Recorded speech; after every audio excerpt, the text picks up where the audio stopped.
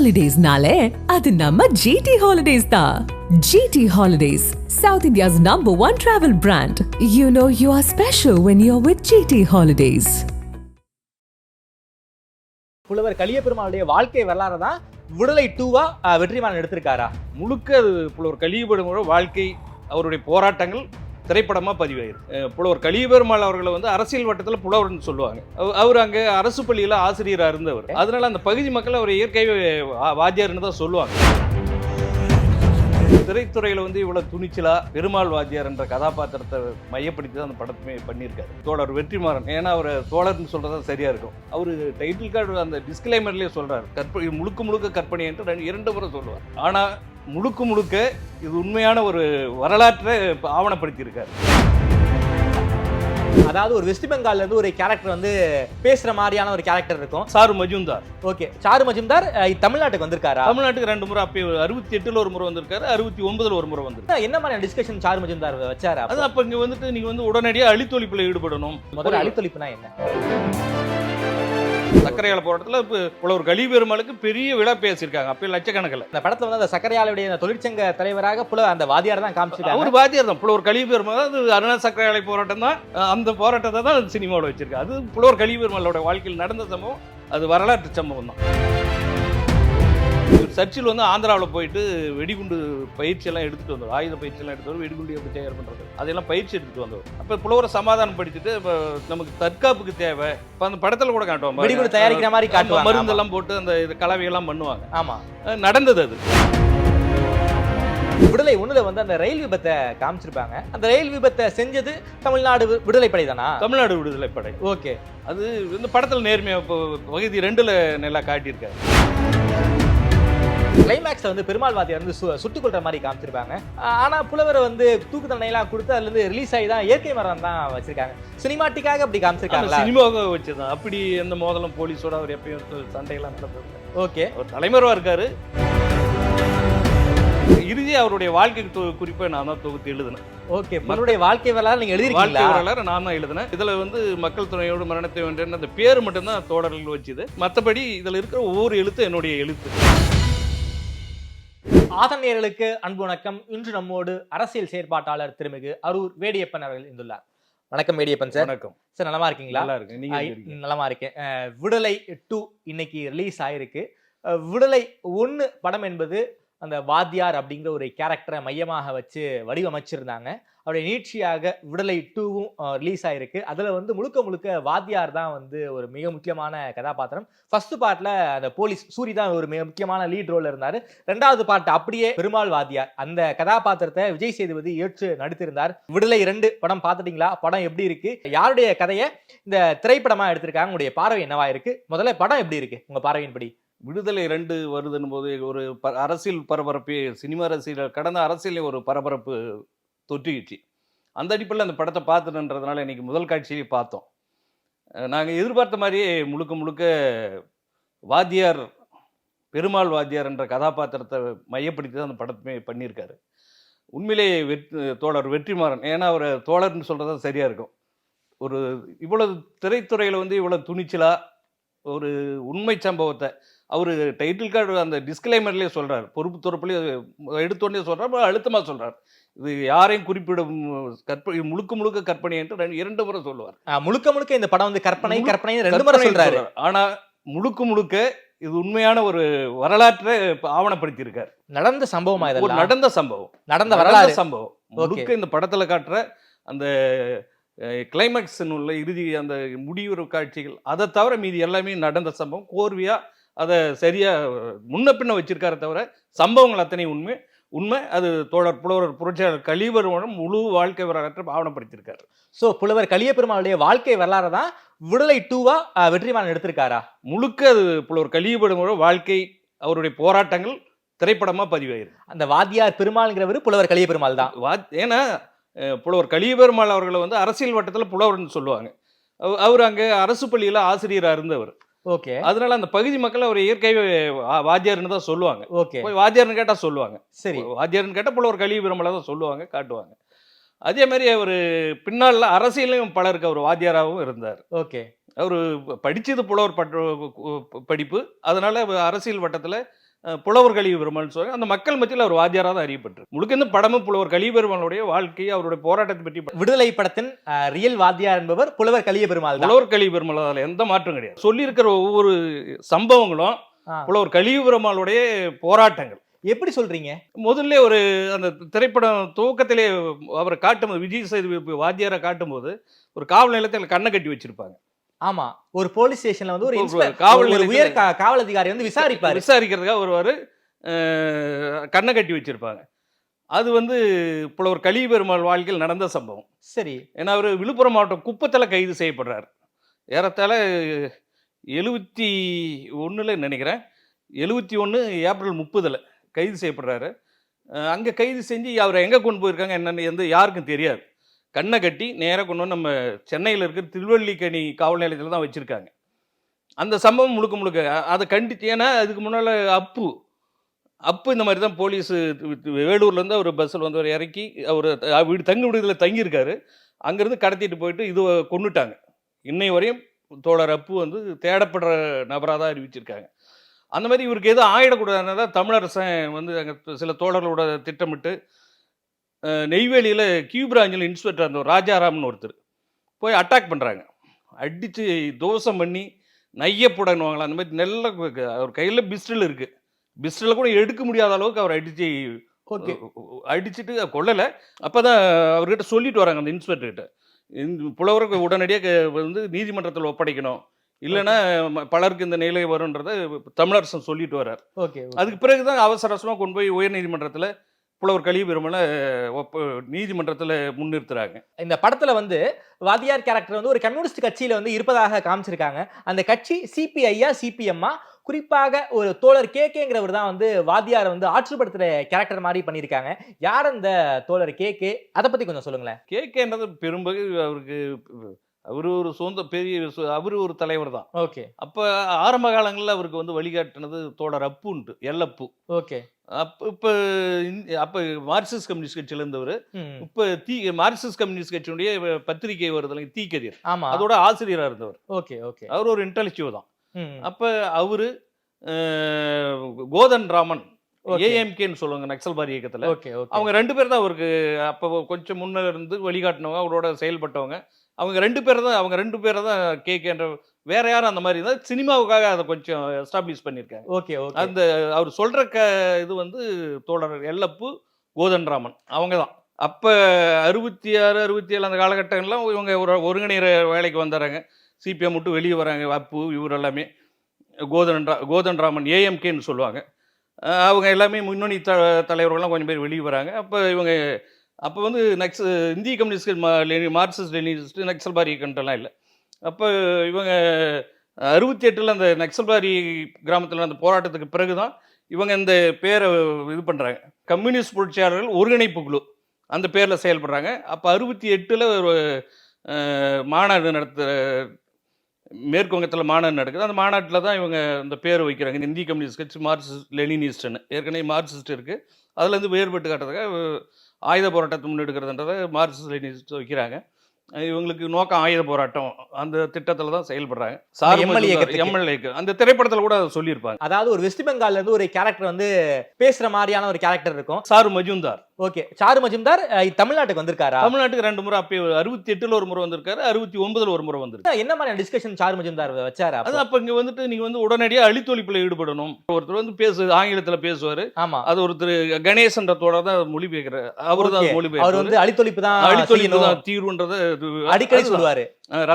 எதிரியின் வர்க்க எதிரியின் ரத்தத்தில் கை இணைக்காதவன் கம்யூனிஸ்டா இருக்க முடியாது அப்படின்றத வலியுறுத்திட்டு அழித்தொழிப்பு நடவடிக்கை தான் முக்கியன்றதை அவர் வலியுறுத்துறார். அந்த காட்சி கூட இந்த திரைப்படத்தில் வச்சிருக்காரு. அழித்தொழிப்புனா என்ன? வர்க்க எதிரிகளை, அதாவது பாட்டாளி மக்களுக்கு எதிராக இருக்கிறவங்கள, உழைக்கும் மக்களுக்கு எதிராக இருக்கிறவங்கள, இவங்களை சுரண்டவங்கள கொல்றது, அதான் அழித்தொழில். அணிகளை, அதாவது பண்ணையாரர்களை கொல்வதற்கு பேர் தான் அழித்தொழிப்பு. நிலப்பரப்புகள், பெரும் முதலாளிகள் இவங்களெல்லாம் கொல்றதுக்கு பேர் தான் அழித்தொழிப்பு நடவடிக்கை. அதை ஆங்கிலத்தை அனிகிலேஷன் சொல்லுவோம். சாரு மஜும்தார் வந்த பிறகு அந்த படத்துலயுமே வந்து ஒரு அழித்தொழிப்பு நடக்கிற மாதிரி பல்வேறு காட்சிகள் இருக்கும். குறிப்பாக சாரு மஜும்தார் அழித்தொழிப்பு செய்ய சொன்னாரா தமிழ்நாட்டுல? அழித்தொழிப்பு தான் வலியுறுத்தினவர் சாரு மஜும்தார். உடனடியாக இதை தான் செய்யணும், மாணவர்கள் கிராமத்துக்கு போங்க, மக்கள் கிட்ட போங்க, வர்க்க எதிரிகளை அழித்தொழிக்கணும் அப்படின்றத அவர் வலியுறுத்துறாரு. இதில் புலவருக்கு இன்னொரு சிக்கல் இருந்திருக்கு அந்த நேரத்தில். இவர் அங்கே இருந்து அந்த அருணா சர்க்கரை ஆலையோட தொழிற்சங்க தலைவர். ஓகே. அவர் வலிமையான தொழிற்சங்கத்தை கட்டியிருக்காரு. அதே மாதிரி அங்கே இருந்த விவசாய சங்கம் இவர் ஒரு வலுவான இயக்கத்தை கட்டி வச்சிருக்காரு. சாரு மஜும்தார் சொல்ற மாதிரி உடனே இவரால் அழித்தொழிப்பு நடவடிக்கையில் ஈடுபட முடியல. ஓகே. அப்போ அந்த பகுதியில் பார்த்தீங்களா, அந்த விவசாய தொழிலாளர்கள், சிறு விவசாயிகள் இவங்களெல்லாம் வந்து கூலிக்கு போகிறாங்களே, அவங்கள வந்து ரொம்ப குறைந்த கூலி கொடுத்து சுரண்டிட்டு இருந்ததை பார்க்குறாங்க. அப்போ இது முதல்ல எடுப்போன்றதை இவங்க அங்கே திட்டமிடுறாங்க. அப்போ விவசாயிகளெல்லாம் இப்போ தொழிலாளர்லாம் கூட்டு போயிட்டு இவங்களே இறங்கி பெரு விவசாயிகள், நிலக்கிழாளர், அந்த பண்ணையார்கள் இருக்காங்களே, அவங்க விதைச்சியெல்லாம் இது பண்ணியிருக்கிறத இவங்களே அறுவடை பண்ணி மக்களுக்கு பகிர்ந்து கொடுத்துருவாங்க. ஓகே. அப்போ இப்போ மக்கள் இப்போ அந்த நில உரிமையாளருக்குன்னு தெரியும் இவங்க நடவடிக்கையும் ஒரு பெரிய மக்கள் திரள் அமைப்பாக இருக்காங்க. இவங்க ஏதாவது நடந்தால் நம்மளை கொண்டுருவான்ற பயத்தில் போலீஸ் கூட யாரும் போகிறதில்ல. போலீஸ் கூட யாரும் போய் கம்ப்ளைண்ட் கொடுக்கல. இது ஒரு வீரியமாக போகுது அந்த போராட்டம். அதை கூட இந்த திரைப்படத்தில் அறுவடை இயக்கத்தை, அது அறுவடை இயக்கம்னு சொல்லுவாங்க, நக்சல்பாரி இயக்க வரலாறுல அதை அவர் செய்யற, அதை பதிவு பண்ணியிருக்கு. ஓகே. அந்த அறுவடை இயக்கத்தை அழித்தொழிக்கணும்னு பண்ணையாரெல்லாம் ஒரு பெரிய கூட்டமாவே கூடியிருக்காங்க போல இருக்கே அந்த காலகட்டங்கள்லயும். இல்லை, அது அப்போ சினிமாவில் சொல்லிடுற அளவுக்கு இல்லை. நிர்வாகம், போலீஸு, ஆட்சியாளர்கள், பண்ணையார்கள் இவங்க எல்லாமே அப்போ ஒரு கூட்டா சேர்ந்து இந்த இயக்கத்துக்கு எதிரான நடவடிக்கை தொடர்ந்து செஞ்சிருக்காங்க. ஓகே. ஓகே. அது நடந்திருக்கு. அதையும் இங்க காட்சி, அதை சினிமாவில் கொஞ்சம் கூடுதலா காட்டியிருக்கு. அந்த சர்க்கரை ஆலை போராட்டம் உண்மைதானா? சர்க்கரை ஆலை போராட்டம்ன்றது அவர் சிபிஎம்ல இருக்கும்போது வந்து அது தொடர்ந்து. சிபிஎம்ல இருக்கும்போது சர்க்கரை ஆலை, அருணா சர்க்கரை ஆலையோட தொழிற்சங்க தலைவர். எங்க இருக்கு அந்த சர்க்கரை ஆலை? பெண்ணடத்தை ஒட்டியே தான் இருக்கு. ஓ, அந்த படத்தை வந்து லால்குடியில இருக்கிற மாதிரி காமிச்சிருக்காங்க. இது பெண்ணடத்தை ஒட்டி இருக்கிற அருணா சர்க்கரை ஆலை தான். ஓகே. அந்த சர்க்கரை ஆலையோட போராட்டம் தொடர்ச்சியா பண்றாரு. என்ன போராட்டம் பண்ணாங்க? கூலி உயர்வு, தொழிலாளர்களோட உரிமை, இதுக்காக பண்றாரு. அப்போ ஒரு கட்டத்துல சில தொழிலாளர்கள் வேலை நீக்கம் பண்றாங்க. அவங்கள வேலையில சேர்த்துன்னு போராட்டம் நடக்குது. அப்ப நிர்வாகம் என்ன பண்ணுது, போலீஸை வச்சு ஒடுக்க பாக்குறாங்க. ஓகே. ஓகே. அப்ப இடையில ரயில் ரோடு இருக்கு. அப்ப சர்க்கரை ஆலைக்கு அந்த பக்கம் போலீஸ், ரயில் ரோடுக்கு இந்த பக்கம் தொழிலாளர்கள் நிற்கிறாங்க. இப்போ இவங்க தொழிலாளர்களை தாக்குறது திட்டமிடுறாங்க இப்போ காவல்துறை. அப்போ தொழிலாளர் இப்போ அந்த ரயில் ரோட்டில் ஜல்லி போட்டு வச்சுருப்பாங்க. ஆமாம். அந்த ஜல்லியால் போலீஸ் ஐடி அதெல்லாம் நடந்த சம்பவங்கள் தான். ஓகே. சர்க்கரை ஆலை போராட்டத்தில் இப்போ புலவர் கலி பெருமாளுக்கு பெரிய விலை பேசியிருக்காங்க. அப்போ லட்சக்கணக்கில், அந்த காலகட்டங்களில் லட்சக்கணக்கில் விலை பேசியிருக்காங்க. சென்னையில் உங்களுக்கு வீடு கொடுக்குறோம், உங்கள் வாரிசு இங்கே உங்களுக்கு வேண்டி உங்களுக்கு வேலை போட்டு கொடுக்குறோம், நீ எதுவும் போராட்டத்தை எடுக்காதுங்கிற அளவில் அந்த பேரமெல்லாம் அசையில அவர். ஓகே. அந்த படத்துல வந்து அந்த சர்க்கரை ஆலையுடைய தொழிற்சங்க தலைவராக அந்த வாதியார் தான் காமிச்சிருக்காங்க. அவர் வாதியார் தான். புலவர் கலி பெருமாள், அது அருணா சர்க்கரை ஆலை போராட்டம் தான். அந்த போராட்டத்தை தான் சினிமாவில் வச்சிருக்கு. அது புலவர் கலி பெருமாளோட வாழ்க்கையில் நடந்த சம்பவம். அது வரலாற்று சம்பவம் தான். அந்த படத்துல வந்து ஒரு கட்சியில இருந்து வெளியே போற மாதிரி காமிச்சிருப்பாங்க. அதாவது விஜய் சேதுபதி தான் இருக்கிற கட்சியில இருந்து வெளியே போய் இன்னொரு புதிய கட்சியை வந்து கட்டுவாரு. எந்த கட்சியில இருந்து வெளில போறாரு? அவர் சிபிஐஎம்எல் கட்சியில், அதாவது இந்திய கம்யூனிஸ்ட் கட்சி, மார்க்சிஸ்ட் லெனினிஸ்ட்லேருந்து வேற புதிய கட்சிக்கு தூக்குறாங்க. அதாவது ஒரு தமிழரசனா வரும். ஓகே. அந்த கட்சி தான் அதில் வைக்கிறார். என்ன முரண்பாடு அந்த ரெண்டு பேரும்? தேசிய இன பிரச்சனைல அவருக்கு முரண்பாடு வந்துடுது. ஓகே. போராட்டத்தோட தாக்கம் அவருக்கு சிறையிலே தொடர்பு அதெல்லாம் அவருக்கு வருது. சிறையிலே விவாதத்தை ஆரம்பிச்சாரு கட்சிக்குள்ளார. ஓகே. ஏன்னா இவங்க இந்திய கம்யூனிஸ்ட் கட்சி, மார்க்சிஸ்ட் லெனினிஸ்ட் வந்து இந்திய அளவுக்கு புரட்சி நடத்தணுன்றத பாக்குறாங்க. ஓகே. ஆனா இவங்க வந்து நம்முடைய இன விடுதலை செய்யணும். அப்ப நம்ம டெல்லி ஒட்டுமொத்த இதுக்கும் நம்ம விடுதலை ஆக முடியாது. எல்லா தேசிய இனங்களும் சேர்ந்து ஒரு நாளைக்கு விடுதலை ஆகிறதுன்ற சிரமம் இருக்கு. அதனால நம்ம நாட்டு அளவுக்கு, நம்ம இன மக்கள் அளவுக்கு நம்ம விடுதலை முன்னெடுக்கணுன்றதுல புதிய சிந்தனை வருது அவருக்கு. ஓகே. சாதி ஒழிப்புன்ற கருத்தியில வந்து ரொம்ப தீவிரமா முன்வைக்கிறாங்க. ஆனா எம்எல் வந்து வர்க்க விடுதலை தான் முக்கியம், வர்க்க விடுதலை மட்டும் தான் பேசிட்டு இருப்பாங்க. ஆனா சாதி விடுதலை பேசல. அது இப்ப பேசுறாங்க, பல அமைப்புகளும் இப்ப பேசுறாங்க. ஆனா பேசல இல்ல. ஓகே. இவங்க எல்லாம் இந்த சிந்தனை வந்து இவங்களுக்கு சிறைக்குள்ளே வருது. இதை பத்தி விவாதங்கள் உள்ளே வந்துடுது. வெளியே வராங்க. வெளியே வந்துட்டு மாநாட்டில் நடத்துறாரு 84ல் பெண்ணடத்துல. தமிழர் விடுதலை ஆதரவு மாநாடு, தேசிய இனங்களின் சுயநிர்ணய உரிமை மாநாடுன்னு 2 நாள் மாநாடு நடத்துறாரு. ஓகே. ஓகே. அதுல பல தமிழறிஞர்கள்லாம், பெருஞ்சித்தனார், இப்படி பல அறிஞர்கள் கலந்துக்கிறாங்க. அவங்க வந்து அந்த இன விடுதலை, நாட்டோட விடுதலைன்றதுல முதல் முகாமையா அதை வைக்கிறாங்க. ஓகே. ஓகே. அந்த தேசிய இன விடுதலைன்னு பேசுறாங்களே, அது வந்து தமிழ்நாடு விடுதலையா? தமிழ்நாடு விடுதலை. ஓகே. ஓகே. அவங்க தமிழ்நாடு கேக்குறாங்க. இன்னைக்கு நிறைய பேர் தமிழ் தேசியமெல்லாம் பேசுறாங்க. ஓகே. அது நான் இந்து தமிழ், அது சம்பந்தமே எல்லாம் பேசுங்க. அது எந்த தமிழ் தேசியம் என்னன்னு புரியல. ஓகே. அன்னைக்கு தமிழர் சொன்ன கலி பெருமாளை வச்சு அந்த தமிழ்நாடு விடுதலை கோரிக்கை இருக்கு பாருங்க, ஓகே அது இன்னைக்கு பேச முடியாது. ஓகே ஓகே இன்னைக்கு இந்த ஓட்டு அரசியல் இருந்துட்டு டெல்லி இங்க இப்ப சட்டமன்றத்தில் முதலமைச்சர் ஆனாலுமே ஒன்றும் பண்ண முடியாது. இந்த மக்களுக்கான சுயநிர்ணய உரிமையை எதுவுமே பண்ண முடியாது. ஓகே அப்போ ஒரு விடுதலை அடைந்த தேசத்துல தான் அவங்க நமக்கான சுயநிர்ணய இறையாண்மைன்றது இருக்குன்ற அந்த அடிப்படையில தான் அவங்க இந்த விடுதலையை வலியுறுத்துறாங்க. அது அப்போ ஒரு இந்திய அளவில் புரட்சி நடத்துகிற கட்சி ஏத்துக்காதனால இவங்க கட்சி விட்டு வெளியேறாங்க, நீக்கிறாங்க, கட்சி விட்டு நீக்கிறாங்க. அப்பதான் கூடி முடிவு எடுக்கிறாங்க. ஓகே தமிழ்நாடு பொது உடைமை கட்சி அதை கூட காட்டுவாங்க, ஒரு சோசியலிஸ்ட் கட்சிங்கிற மாதிரி காட்டுவாங்க. ஆமா, அந்த கட்சி தமிழ்நாடு பொது உடைமை கட்சின்றது. அதுல கூட ஒரு விவாதம் வருது முதல்ல அந்த மாநாட்டு நடத்தும் போதே, என்ன பேர்ல நாம் இயங்குறது. இந்திய கம்யூனிஸ்ட் கட்சி மார்க்சிஸ்ட் லெனினிஸ்ட் வந்து இவங்களை நீக்கின பிறகு நம்ம புதுசா ஒரு அமைப்பு தமிழ்நாட்டு அளவில் தமிழ்நாட்டு விடுதலைக்காக செய்யணுன்றதை தோக்குறாங்க. அப்போ என்ன பேர் வைக்கிறன்றதுல பெரிய விவாதம் வருது. ஓகே அப்போ ஒரு கட்டத்தில் இந்திய கம்யூனிஸ்ட் கட்சி மாலே தமிழ்நாடுன்னு வச்சுக்கலான்ற சில தோழர்கள் முன்வைக்கும் போது இவர் மறுத்துறார். அப்புறம் என்ன, நாம வெளியே வரோம், இந்திய கம்யூனிஸ்ட் கட்சி உண்மை எதுக்கு இந்தியாவை பிடிச்சி நாம் தொங்கணும், தமிழ்நாடு கம்யூனிஸ்ட் கட்சி அப்படின்னு வச்சுட்டு போவோம், மாலே தமிழ்நாடு கம்யூனிஸ்ட் கட்சி மாலே, அவ்வளோதான். ஓகே ஓகே அதோட ஆயுத பிரிவாக தான் தமிழ்நாடு விடுதலை படையை கட்டமைக்கிறாங்க. அந்த படத்துல வந்து தமிழ்நாடு புரட்சி படைங்கிற மாதிரி காமிச்சிருப்பாங்க, மக்கள் படையின்னு காட்டுவாங்க. ஓகே மக்கள் படையின்னு மக்கள் படை காட்டுவாங்க. அப்படின்னு. தமிழ்நாடு பொது உடைமை கட்சி ஆரம்பிச்சிட்டாங்க, ஒரு கட்சியாவே இருக்கு. அப்படி இருக்கக்கூடிய சூழ்நிலை எதுக்கு அந்த கட்சிக்கு வந்து ஆயுத பிரிவு தேவை? அகிம்சா வழியில போராடி இருக்கலாமே, எதுக்கு வந்து ஒரு கட்சிக்கு வந்து ஆயுத பிரிவு வேணும்? சிபிஎம் இருக்காங்க, சிபிஐ இருக்காங்க, அவங்க என்ன ஆயுத பிரிவு வச்சிருக்காங்க? இல்ல எதுக்கு வந்து கம்யூனிஸ்ட் கட்சி, தமிழ்நாடு கம்யூனிஸ்ட் கட்சி வந்து ஒரு ஆயுத பிரிவு வச்சிருக்கணும்? இல்லை, அப்போ அவங்க என்ன சிந்திக்கிறாங்கன்னா, அவங்க தேர்தல் பாதையில இல்லை. ஓகே, தேர்தல் புறக்கணிப்பு அரசியல். தேர்தல் வந்து தேர்தல் பாதை நமக்கு மக்கள் விடுதலைக்கு உதவாதுன்றதை அறுதிட்டு முடிவெடுத்துக்கிறாங்க. ஓகே, அதனால அவங்க இந்த தேர்தல் முறையில நம்பிக்கையற்றவங்க தேர்தல் முறையை அவங்க ஏத்துக்கல. அதனால அப்புறம் ஆயுத கருவி வழி போராட்டம், ஆயுத போராட்டத்தின் மூலம் தான் விடுதலையை சாத்தியம் அப்படின்னு நினைச்சாங்க. தற்காப்புக்காக குண்டு தயாரிக்கணுன்றாங்க. இப்போ ஏத்துக்கல, ஒரு புலவர் அதை மறுத்துறாரு, வேண்டாம் நம்ம போய் இந்த வேலையெல்லாம் வேண்டாம் அப்படின்றது.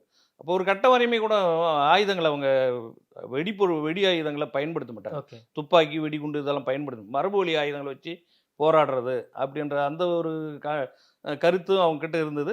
ஆனால் இந்த சூழலில் வரும்போது அவங்க வெடிகுண்டு தயாரிக்கணும்னு புலவர்கிட்ட சொல்கிறாங்க. அவர் ஏற்றுக்கல. அது இந்திய கம்யூனிஸ்ட் கட்சி மார்க்சிஸ்ட் லெனினிஸ்டாக இருக்கும்போது அப்போ கட்சி காட்டின ஒரு 2 வருடங்களில் நடந்த சம்பவம். அது ஒரு பெரிய நெருக்கடிக்கு அடக்குமுறைக்கு ஆளாகிறதுக்கு அது ஒரு காரணமாக இருந்தது. அப்போ கணேசன், காணியப்பன், சர்ச்சில்னு ஒரு மாணவர், 3 பேர் மாணவர், கல்லூரி மாணவர்கள், இன்ஜினியரிங். கணேசெல்லாம் பொறியியல் ரசாயனம் படித்தவர், வேதியியல் பிஇ படிச்சிருக்காரு. அந்த மாதிரி இவர் சர்ச்சிலும் எல்லாம் கல்லூரி மாணவர்கள். இவர் சர்ச்சில் வந்து ஆந்திராவில் போயிட்டு வெடிகுண்டு பயிற்சியெல்லாம் எடுத்துகிட்டு வந்தவர், ஆயுத பயிற்சியெல்லாம் எடுத்தவர், வெடிகுண்டு எப்படி தயார் பண்ணுறது அதையெல்லாம் பயிற்சி எடுத்துகிட்டு வந்தவர். அப்போ புலவரை சமாதானப்படுத்திட்டு இப்போ நமக்கு தற்காப்புக்கு தேவை அப்படின்ற அளவில் தான் அதை ஆயுதங்கள் தயாரிக்கிறாங்க. வெடிகுண்டு தான், வெடிகுண்டு தயார். ஓகே, இப்போ அந்த படத்தில் கூட காட்டுவாங்க, வெடிகுண்டு தயாரிக்கிற மாதிரி காட்டுவாங்க, மருந்தெல்லாம் போட்டு அந்த கலவையெல்லாம் பண்ணுவாங்க. ஆமா, நடந்தது, அது நடந்த சம்பவம். புலவருடைய சௌந்தர சோழபுரம் தோட்டத்தில் ஒரு அந்த ஒரு குடிசையெல்லாம் காட்டுவாங்க. அதெல்லாம் உண்மையாகவே தான் பண்ணியிருக்காரு. அது மாதிரி ஒரு கரும்பு தோட்டத்து ஓரத்தில் உட்காந்துட்டு செஞ்சுட்டு இருக்காங்க. அப்போ ஏதோ அந்த கலவைகளை கலக்கிறதுல தப்பு நடந்தது. ஓகே, அப்போ வெடிச்சிடுது.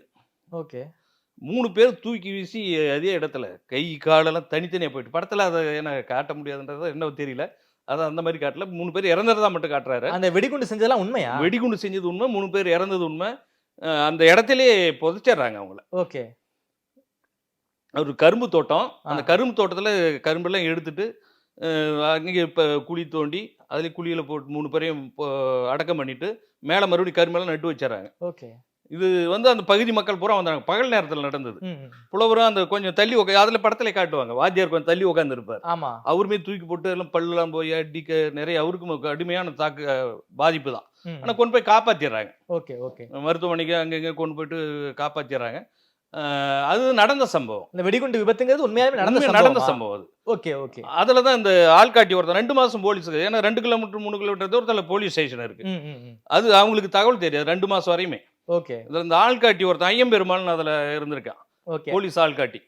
அவன் போய் தகவல் கொடுத்துட்றான். அப்பதான் இவங்களெல்லாம் தேட ஆரம்பிக்கிறாங்க. புலவரை தேடுறாங்க. புலவரெல்லாம் இவங்க தலைமறைவாயிறாங்க. இவர் தான் அடிபட்டு இருக்காருல்ல, இவரும் தலைமறைவாயிறாரு. அப்போ அந்த ஐயம்பெருமாளை வந்து இவன் தான் காட்டி கொடுத்தான் அப்படின்றதுனால தான் தமிழரசு போய் போட்டு தள்ளுறாரு. அந்த ஐயம்பெருமாளை வெட்டி குத்தி கொண்டுறாரு. தோழர் தமிழரசனோட முன்னெடுப்பு பெருசு. ஓகே. அந்த டிஏங்கிறவர் தமிழரசனா? டி தான். அந்த படத்துல வந்து டிஏன்னு சொல்லுவாங்களே, தமிழரசன் அது தான். முதல் பாகத்திலையும் 2வது பாகத்திலும் தமிழரசன் தான். Okay okay. தமிழரசனும் புலவரும் சமகாலத்தவர்கள். இல்ல, புலவர் மூத்தவர். ஓகே. அரசியலையும் முன்னால வந்தவர். பிறகுதான் இவர் வர்றார் தமிழரசன். Okay okay. புலவருடைய பாதிப்பு அவருக்கு அதிகம். விடுதலை 1ல வந்து அந்த ரயில் விபத்தை காமிச்சிருப்பாங்க. அந்த ரயில் விபத்தை செஞ்சது தமிழ்நாடு விடுதலை படை தானா? தமிழ்நாடு விடுதலை படை. ஓகே. அது இந்த படத்துல நேர்மையா பகுதி 2ல நல்லா காட்டியிருக்காரு. Okay okay. அது வந்து மக்களை கொள்றதுக்காக பயணிகள் ரயில கமுத்துறதோ அவங்க திட்டம் கிடையாது. போராட்டம் ரொம்ப உக்கிரமா இருந்த நேரம்.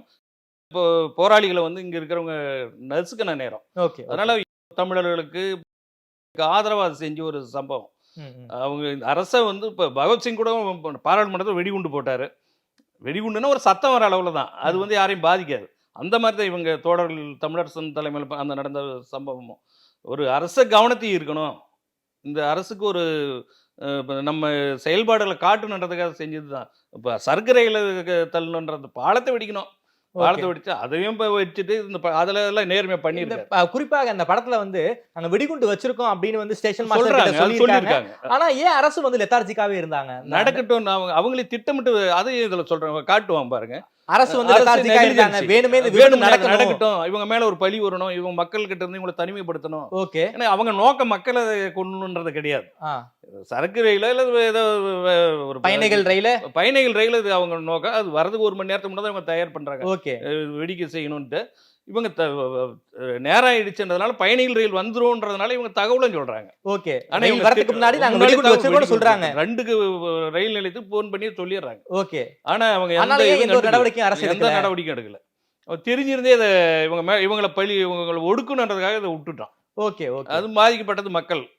ஆனா பழி தமிழ்நாடு விடுதலை படை தோழர் தமிழரசன் மேல அந்த பழி போனது. ஆனாலும் வெடிகுண்டு வச்சதை அரசு கிட்ட சொல்லியிருக்காங்க.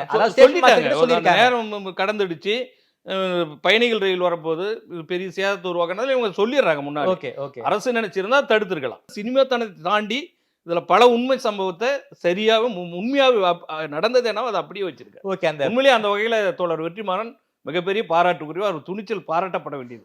குறிப்பாக பெருமாள் வாத்தியாருங்கிறவர் கலிய பெருமாள் தான். கலிய பெருமாள் தான். அதுல 100% அவர் இத்தனை முறை கற்பனை சொன்னாலும் இந்த நடந்த காட்சிகள், இந்த சம்பவங்கள், அந்த இதெல்லாம் முழுக்க அதுதான். கிளைமேக்ஸ்ல வந்து பெருமாள் வாத்தியார் வந்து சுட்டுக் கொள்ற மாதிரி காமிச்சிருப்பாங்க.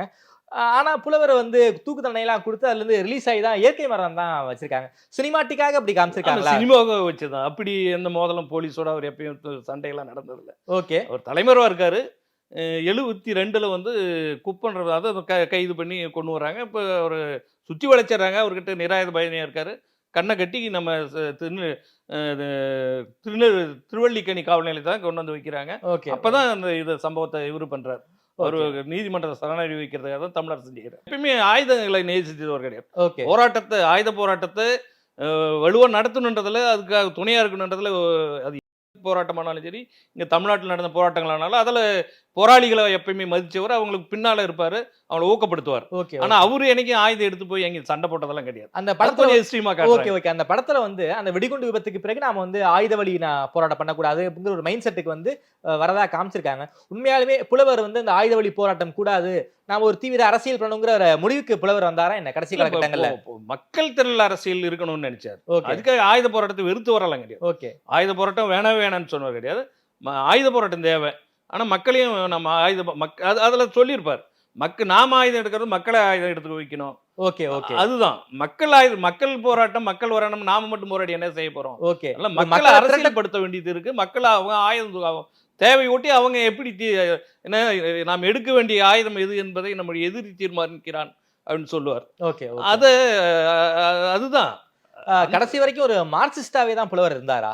அவர் நக்சல் பாரியா ஒரு மார்க்சிஸ்ட் ஒரு லெனினிய மாவோ சிந்தனையை மிக அளவுக்கு தூக்கி பிடிக்கிற ஒரு மகத்தான புரட்சியாளராக தான் இறுதி வரையும் இருக்கு. அவர் தமிழ் தேசியவாதியா பார்க்கணுமா இல்ல வந்து ஒரு மார்க்சியவாதியா பார்க்கணுமா புலவரை? அவர் ஒரு மார்க்சியத்தை உள்வாங்கி கொண்டு தமிழ் தேசியவாதி, இடதுசாரி தமிழ் தேசியம். இன்றைக்கு இந்த சமூக தேவையா இருக்கிறது அவருடைய தமிழ் தேசியம் தான். இன்னைக்கு நிறைய பேர் தமிழ் தேசியம், அப்புறம் குடிபெருமன்னம், தமிழ் குடி ஏதோ தான் பேசுறாங்க. இந்து தமிழ், இவங்க திட்டம் என்னன்னா அவங்களுக்கு சொல்ல தெரியாது. ஓகே. இப்ப எப்படி இந்த மக்களுக்கு தமிழரோட உரிமைகளை இவங்க எப்படி காப்பாற்ற போறோம்னு சொல்ல மாட்டாங்க. இவனும் ஓகே. அவன் ஏதோ ஒரு பேரை வச்சுக்கிட்டு தமிழ் தேசியன்றது ஒரு பேஷனா போச்சு, அவ்வளவுதான். ஆனா புலவர் தான் இவங்க உண்மையான புலவரும் தமிழரசன் என்ற அந்த களத்துல அவங்க தமிழ்நாடு விடுதலைன்னு சொன்னாங்க. எவனுக்காவது இன்னைக்கு சொல்றதுக்கு தைரியம் இருக்கா? இந்த தமிழ் தேசியம் பேசுற அந்த நாம் பெரிய கட்சியா இருக்கிறேன்னா அந்த குழு இந்த குழு எவனுக்கும் அந்த தைரியம் கிடையாது. அதை நான் பயங்கர குற்றச்சாட்டாவே சொல்றேன். புலவர் வந்து தனித்தமிழ்நாடு வேணும்னு ஆசைப்பட்டவரா? தனித்தமிழ்நாடு கோரிக்கை முன் வச்சவங்க. ஓகே. பெரியார் சொன்னார் தமிழ்நாடு தமிழருக்கு என்ன, ஆனா நடைமுறையில ஒரு ஆயுதப்படையை கட்டி தமிழ்நாடு விடுதலைக்குன்ட்டு ஒரு படை, அதனாலதான் இன்னை வரை அவங்க தடை செய்யப்பட்டிருக்காங்க. முந்திரி காலங்கள்ல மட்டுமே இருந்த இயக்கம் ஏன் ஒட்டுமொத்த தமிழ்நாட்டுக்குமான ஒரு இயக்கமா ஏன் அது மாறல? மக்கள் கிட்ட அந்நியப்பட்டு தானே இருக்காங்க இப்போ வரைக்கும். மக்கள் கிட்ட அந்நியப்பட்டு இவங்க அந்நியப்பட்டு போயிருக்காங்க, மக்கள் அந்நியப்படுத்தல, போராளிகள் அந்நியப்பட்டு போயிருக்காங்க. மக்களுக்காக தான் போராட்டம் பண்றாங்க. அதனால மக்கள் வந்து அந்த போராளிகளை கைவிட்டாங்க. மக்கள் கிட்ட போகாம நம்ம எங்கேயோ பேசிட்டு இருந்து அரங்கங்கள்லயோ எங்கேயோ மக்கள் இல்லாத இடத்துல பேசி என்ன பண்ண போறோம்? மக்கள் அரசியல், அதாவது இந்த படத்துல கூட சொல்லியிருப்பாரு பாருங்க, தருமபுரின்னு காட்டுவார். அப்ப அங்க நடக்கிற சம்பவங்கள் ஒட்டி இங்கெல்லாம் தருமபுரியில் நடந்த அடக்குமுறையெல்லாம் காட்சிப்படுத்துறாரு. ஓகே. சுட்டு கொண்டாங்க 20-30 இளைஞர்கள் அப்பயும் சுட்டு கொண்டாங்க தேவாரம்.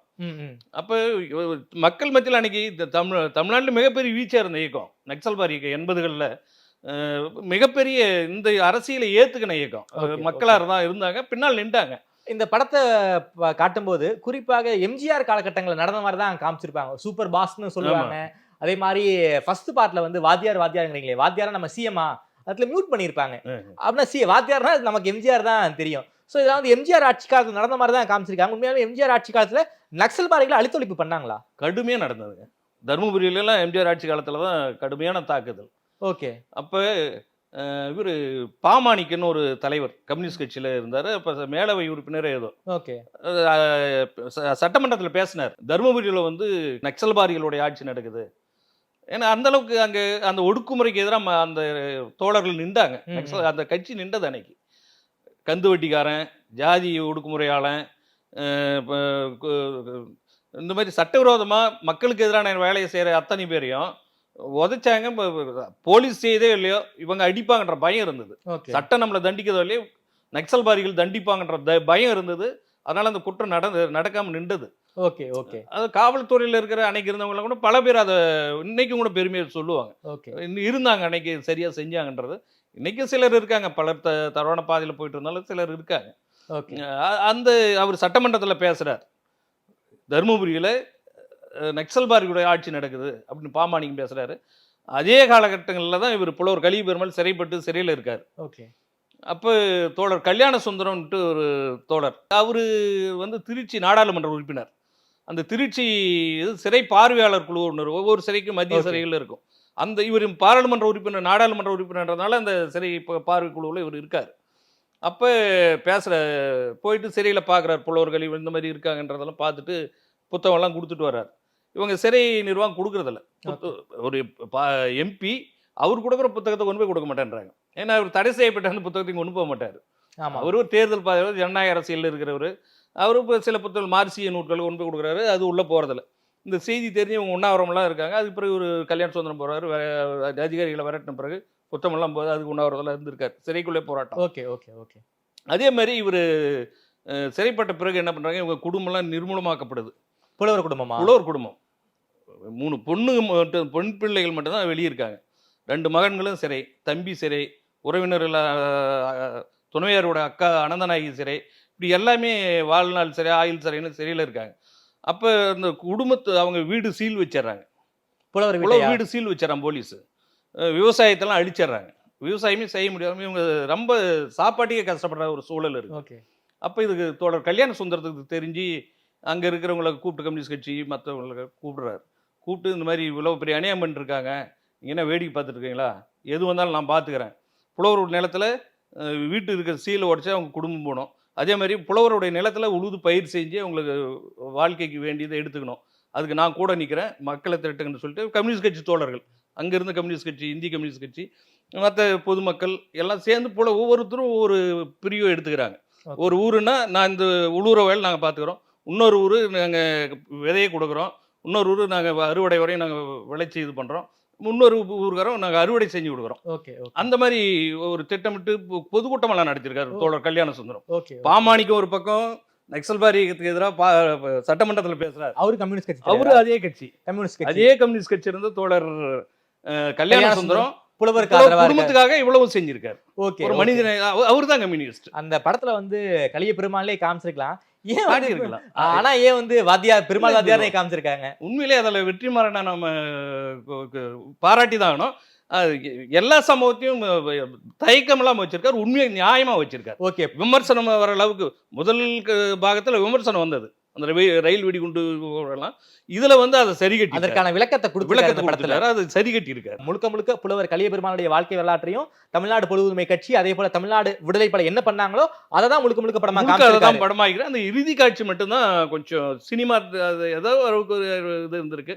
இந்த தணிக்கையில சிக்கல் வருன்றதோ இல்ல அவருக்கு படத்தை முடிக்கணும்ன்றதோ ஏதோ ஒரு இது வேற மாதிரி போலீஸ்க்கு அவர் மோதல் ஏற்பட்டு போலீஸ் அவர் கொல்ற மாதிரி துப்பாக்கிகள் சுட்டு கொல்ற மாதிரி அந்த காட்சியெல்லாம் வச்சிருக்காரு. அதுல போலீஸ்லயும் சில நல்ல மனிதர்கள் இருக்காங்கன்றத சூரி மாதிரி இருக்கிற கதாபாத்திரங்கள்ல அதுல காட்டியிருக்கு. புலவரை பத்தி இவ்வளவு பேசுறீங்களே, புலவரை பார்த்திருக்கீங்களா, பேசியிருக்கீங்களா அவர் கூட? புலவரோட மிக நெருக்கமா இருந்தவங்க. அப்படியா? அவருடைய வாழ்க்கை குறிப்பை நான் தான் தொகுத்து புத்தகமாக்கினதுல என் பங்கு இருக்கு. புலவர் வந்து கடைசி நேரங்களில் ஒரு 10 ஆண்டுகளுக்கு மேலே என்னோட ரொம்ப நெருக்கமாக இருப்பார். குடும்ப உறவு மாதிரி தான் இருப்பார். எங்கள் வீட்டுக்கு வருவார், 1 வாரம் இருப்பார், 10 நாள் இருப்பார். நான் என்ன கூப்பிடுவார், அங்கே போய் 2 நாளில் இருப்பேன். அந்த மாதிரி ஒரு ரொம்ப நெருக்கமாக இருப்பார் என் கூட. ஓகே, அவங்க மகன்களோட எந்த அளவுக்கு இருந்தாரோ அதை விட அதே அளவுக்கு அந்த நெருக்கம் என்கிட்ட இருந்தது அவருக்கு. அப்போ இறுதியாக அவருடைய வாழ்க்கைக்கு குறிப்பாக நான் தான் தொகுத்து எழுதினேன். ஓகே, மக்களுடைய வாழ்க்கை வரலாறு நீங்க எழுதிருக்கீங்களா? வாழ்க்கை வரலாறு நான் தான் எழுதினேன். அது இந்த இதுல வந்து மக்கள் துணையோடு மரணத்தை வென்றேன் அந்த பேர் மட்டும்தான் தோழர்கள் வச்சுது. ஓகே, டைட்டில் மட்டும், தலைப்பு புத்தகத்து பேரு. மற்றபடி இதுல இருக்கிற ஒவ்வொரு எழுத்து என்னுடைய எழுத்து. ஓகே, ஏன்னா நான் அந்த நேரத்துல இப்போ இதை எப்படி வேணாலும் எழுதிருக்கலாம். நான் எப்படி எழுதியிருந்தாலும் புலவர் கலிய பெருமாள் அனுமதிச்சிருப்பார். ஓகே, எனக்கு என்ன ஒரு சிக்கல், அப்ப புலவர் கலிய பெருமாள் என்ற ஒரு தனிநபர் கிடையாது. ஒரு இயக்கம், ஒரு இயக்கத்தோட வரலாற்றோட தொடர்புடையவர். அவர் வாழ்க்கை ஒரு இயக்கமாக தான் இருந்தது. ஓகே, அதில் ஏதாவது தவறுகள் வந்துடக்கூடாது. அப்படி வந்தால் அது நம்ம மேலான விமர்சனமாக போயிடும்.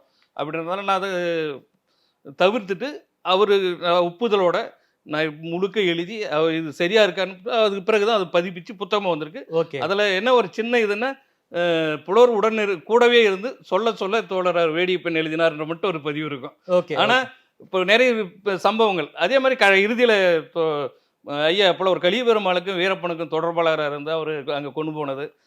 வீரப்பனை சந்திப்பதற்கு நீங்க தான் ஒரு நாம தான் அந்த தொடர்புகள்லாம் நாம தான் கூட இருந்தெல்லாம் பண்ணோம். அதனால நான் என் மேலே ஒரு ரொம்ப இதாக இருப்பார். கடைசியில் நம்மளால